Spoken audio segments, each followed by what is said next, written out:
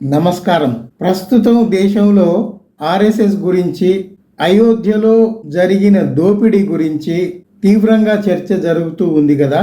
అది గుర్తుపెట్టుకొని నేను వెతుకుతూ ఉంటే నాకు 1940లో నేతాజీ సుభాష్ చంద్రబోస్ బెంగాల్లో ఇచ్చిన ఒక ఉపన్యాసం దొరికింది. 1940 మే నెలలో బెంగాల్లోని జార్గ్రామ్లో నేతాజీ సుభాష్ చంద్రబోస్ ప్రసంగిస్తూ హిందూ మహాసభ గురించి, సావర్కర్ గురించి, ఆర్ఎస్ఎస్ గురించి తన ఆగ్రహాన్ని వెలిబుచ్చారు. ఈ జాతి పాలిట విషపు పురుగులని ఎవరు? ఆర్ఎస్ఎస్, హిందూ విశ్వ పరిషత్తు, హిందూ మహాసభ, ఈ అన్ని సంస్థలకు సంబంధించిన వారు ఈ జాతి పాలిట విషపు పురుగులని, దేశ ద్రోహులని సుభాష్ చంద్రబోస్ ప్రకటించారు. ఆయన ప్రసంగం ఇలా సాగింది.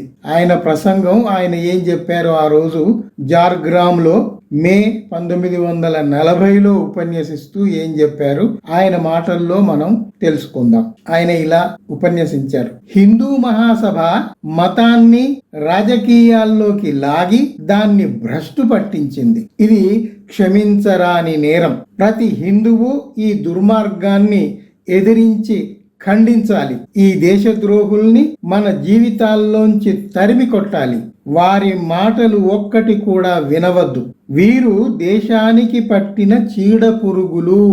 మనం జాతీయ సమైక్యత కోసం పాటుపడుతుంటే వీరు జాతీయ సమైక్యతను దెబ్బతీస్తున్న ప్రమాదకారులు.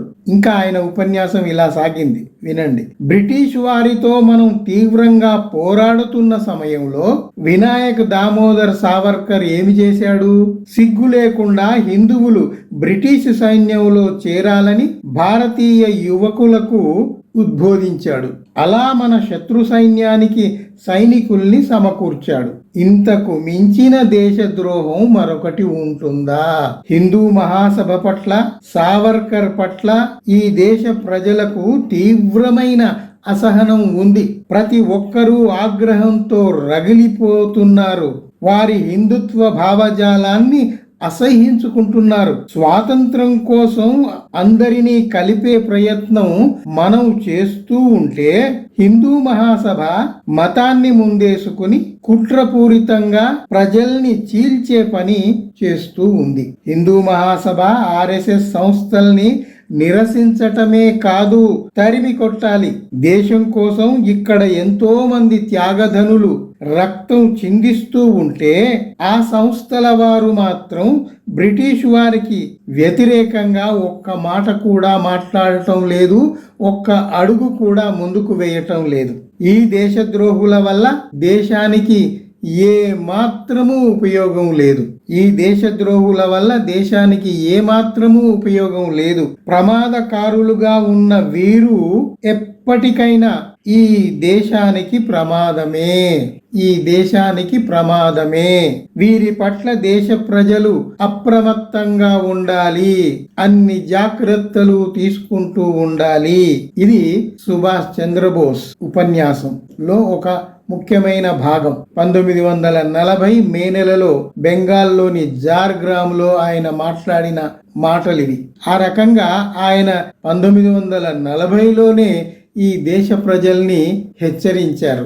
ఆ హెచ్చరికలు మనం ఇప్పటికీ గుర్తుంచుకోవాల్సిన అవసరం ఉంది. వాటిని నిజ జీవితంలో అమలు చేయాల్సిన అవసరం కూడా ఉంది.